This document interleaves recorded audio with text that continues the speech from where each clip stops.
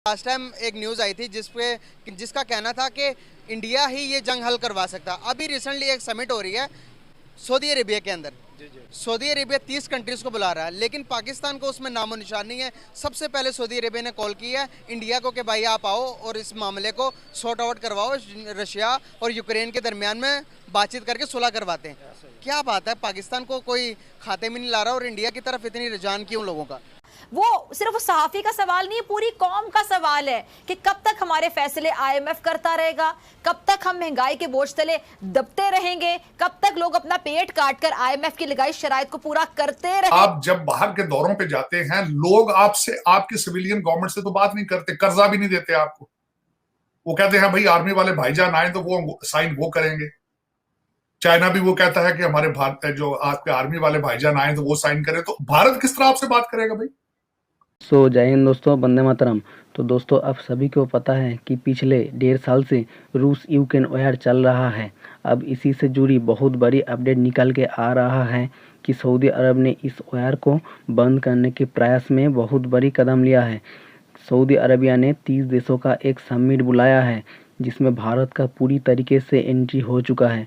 आज पाकिस्तानी मीडिया इसी बारे में बात कर रहा है कि सऊदी अरबिया ने सबसे पहले अपना दोस्त भारत को इनवाइट किया है, लेकिन पाकिस्तान को इस समिट में बुलाया तक नहीं गया। पाकिस्तान को अभी तक कोई कॉल नहीं आई, ना इस बारे में कहीं बातचीत चल रही है। अगर हम देखें, इससे पहले अमेरिका ने एक स्टेटमेंट दी थी यूक्रेन और रशिया की जंग को लेकर। उसने कहा था अगर इस दोनों मुल्कों के दरमियान अगर कोई सुलह करवा सकता है तो वो इंडिया करवा सकता है। तो दुनिया के अंदर इंडिया को इतनी पजीराई क्यों मिलती जा रही है एज कम्पेयर टू पाकिस्तान? ये हमारी अपनी फॉरेन पॉलिसीज़ हैं, उनके ये फेलियर्स हैं। हमारी फॉरेन मिनिस्ट्री को समझते कौन क्या है? कोई वर्थ है किसी मुल्क में बता दें हमारे पासपोर्ट की क्या वर्थ है, हमारी अपनी प्लानिंग्स क्या है, पॉलिसीज़ क्या हैं, कितनी की उसको अप्रिसिएशन मिलती है, ये उसी के नतीजे हैं और क्या है। इंडिया की फॉरेन पॉलिसी बहुत बेस्ट है। आप यूएई में देखें कितना इन्फ्लुएंस है उनका। कनाडा के लिए अप्लाई करते हैं वो लोग, विदाउट हेजिटेशन वीज़ा मिलता है उनको, ठीक है। और पाकिस्तानी रगड़ते रहते हैं अपने आप को कि जनाब किसी तरीके से मिल जाए और रिजेक्ट होकर बैठ जाते हैं। ये हमारी अपनी इंटरनल फेलियर्स हैं और कोई वजह नहीं इसमें। हमारा पासपोर्ट दुनिया के अंदर 4th वर्स्ट तरीन पासपोर्ट के रैंकिंग में आता है, नीचे से। सर अगर बात करें तो क्या इंडिया वाकई में ही रशिया और यूक्रेन के दरमियान सॉर्ट आउट करवा सकता है मामला? बिल्कुल करवा सकता है जनाब। अगर उसकी इतनी वर्थ है तो जब भी उसको इन्वॉल्व किया गया ना, उसके बगैर तो नहीं हो सकता।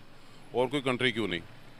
अभी तक हमें कोई कंसर्न में नहीं लिया गया इस बारे में, ना कोई हमें कॉल आई, ना कोई हमारी मीडिया में इस तरह के चर्चे। हम किसी खाते में नहीं हैं, हम अपने इंटरनल मैटर्स में इतने उलझे हुए हैं कि हमें एक्सटर्नल की तो कोई क्या करना चाहिए क्योंकि पूछता ही नहीं है। तो ये इश्यूज़ हैं, ये हम लोग बेसिकली ना बहुत बैकवर्ड हो चुके हैं, बहुत बैकवर्ड पे आ चुके हैं। कुछ बहुत सारे इश्यूज़ हैं, इनमें क्या कह सकते हैं आप। सऊदी अरब तो हमारा राइट हैंड था एक टाइम पे। जी हाँ, आप शुक्र कीजिए कि उसने आपको स्टैंड दिया हुआ है और आप फाइनेंशियली खड़े हैं। अगर ये भी ना करते तो कहाँ खड़े थे आप, वो सोचिए। ये हमारे टोटल फेलियर्स हैं, गवर्नमेंट फेलियर्स हैं। हमारे अपनी आवाम की क्या इसमें प्रॉब्लम है, वो उसी पे बेस कर रही है ना हमारी गवर्नमेंट की पॉलिसीज़ पे। जब उसमें कोई वर्थ नहीं है, उसको कोई भार नहीं है, तो फिर हमें मिसालियत के लिए कौन पूछेगा? क्या वर्थ है हमारी इंटरनेशनली, बता दें। क्या अब हमें रिलेशन बेटर कर लेने चाहिए इंडिया पड़ोसी के साथ, इंडिया के साथ, अफगानिस्तान के साथ, उसके बाद बांग्लादेश के साथ? बांग्लादेश हमसे बहुत आगे निकल गया, ठीक है। इकनॉमिकली हमसे बहुत आगे। करेंसी देखें उसकी उसकी वैल्यू देख लें, हमारे रुपए की देख लीजिए। हमारे से तो अफगानिस्तान की करेंसी बेहतर हो गई, ठीक है। तो ये चीज़ें हमें खुद सोचनी है। हम लोग बीइंग मतलब कॉमन पीपल, हम लोग क्या कह सकते हैं?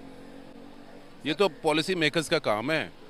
हम डॉलर है वो कहाँ से कहाँ पहुँचा रहे हैं आप, ठीक है। तो जिनके बाहर पड़े हुए हैं वो वहीं पड़े पड़े मल्टीप्लाई हुए जा रहे हैं। आपकी मेरी तनख्वाहें कितनी बढ़ जाएंगी, कितने कहाँ खड़े हैं, ये बस ये देखना है हमें। पॉलिसीज़ यही हैं यहाँ की, बस अपना आप देखो। सर आखिरी क्वेश्चन, उसके बाद आपको इजाज़त है। सर जिस तरह से हम देखते हैं, कुछ टाइम पहले सऊदी अरेबिया में यूएई हमारे प्राइम मिनिस्टर साहब गए थे, उन्होंने इंडिया के साथ कोई रिलेशन बेटर करने की बात की, तो इंडिया से भी जवाब आया कि वाकई में हम बेटर करेंगे आप लोगों के साथ रिलेशन। और रिलेशन बेहतर करते साथ ही हमारे प्राइम मिनिस्टर ने कहा कि अगर वो 370 का आर्टिकल कश्मीर से हटाते हैं फिर हमारे रिलेशन बेहतर होंगे। कल उन्होंने स्पीच दी, उसके अंदर भी कहा कि अब हमें इंडिया के साथ रिलेशन बेहतर कर लेनी चाहिए, चाहे जिस तरह की भी सिचुएशन हो। क्या कहना चाहेंगे आप? वो हमें कुछ सिखाते भी नहीं लेते।